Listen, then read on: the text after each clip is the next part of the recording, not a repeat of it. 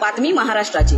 भाषण करून साहेब निघून गेले, दंगलीमध्ये गरीब हाकनाक मेले, कार्यकर्ते दंगलीच्या केशीमध्ये, साहेब गाड झोपले ते एशी मध्ये. साहेबांचा मुलगा म्हणजे दादा आणि भाऊ, तुला तुझे मित्र म्हणतात जा रे भाड खाऊ.